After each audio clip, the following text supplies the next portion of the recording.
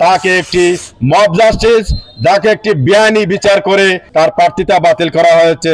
ঢাকা বিশ্ববিদ্যালয়ের মেধাবী ছাত্র হিসেবে বারবার অগ্রণী ভূমিকা রেখেছেন। গত স্বৈরাচার আমলেও জালাল ভাইকে যেভাবে গ্রেপ্তার করা হয়েছে, ওনাকে গুম করা হয়েছে এবং রাষ্ট্রদ্রোহ মামলা দেওয়া হয়েছে।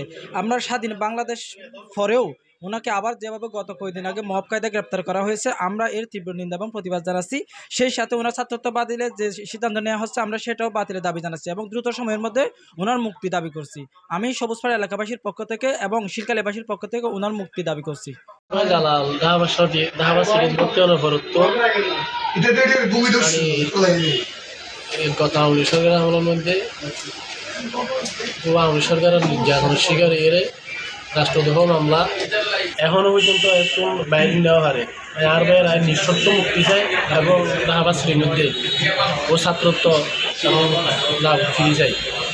বাংলাদেশ তথা দক্ষিণ পূর্ব এশিয়ায় বর্তমানে রাজনীতিতে কর্ণধারে পরিণত হয়েছেন।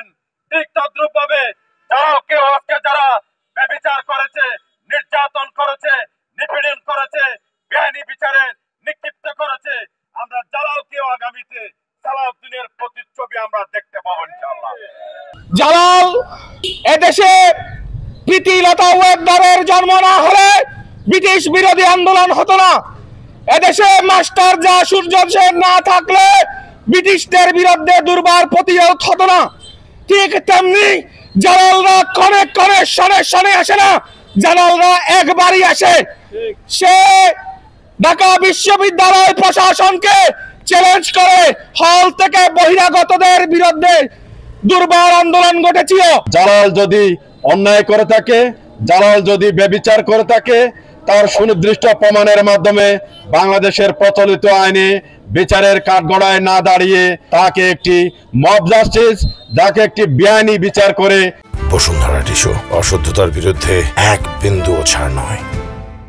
বেআইনিভাবে তাকে অন্যায়ভাবে আইনের ঊর্ধ্বে উঠে তাকে কোনো কিছু বক্তব্য রাখার যাচাই বাছাইয়ের আগেই তাকে কারাগারে প্রেরণ করা হয়েছে, তার প্রার্থিতা বাতিল করা হয়েছে, তার ঢাকা বিশ্ববিদ্যালয়ের ছাত্রত্বের পদ বাতিল করা হয়েছে। এটি একটি নিন্দনীয় অপরাধ, দৃষ্টান্তমূলক নিন্দনীয় এবং ষড়যন্ত্রমূলক মবের আশঙ্কা। তিনি যখন বুঝতে পেরেছিলেন এই দেশের স্বৈরাচারের জন্ম হয়েছে, তখন স্বৈরাচারকে উৎখাত করার জন্য তিনি একটা পাণ্ডুলিপি লিখেছিলেন। সেই জন্য তাকে রাষ্ট্রদ্রোহী মামলা করে বাংলাদেশের সর্বকনিষ্ঠ রাষ্ট্রদ্রোহী মামলার শিকার হয়েছিলেন এই জালাল। আমার এলাকার সন্তান হিসাবে আজকে বাধ্য হয়েছে, আজকে এই জালাল এই দেশ এই 2011 থেকে এই স্বৈরাচারকে উৎখাত করার জন্য ঢাকা বিশ্ববিদ্যালয়ের মেধাবী ছাত্র হিসেবে বারবার অগ্রণী ভূমিকা রেখেছেন।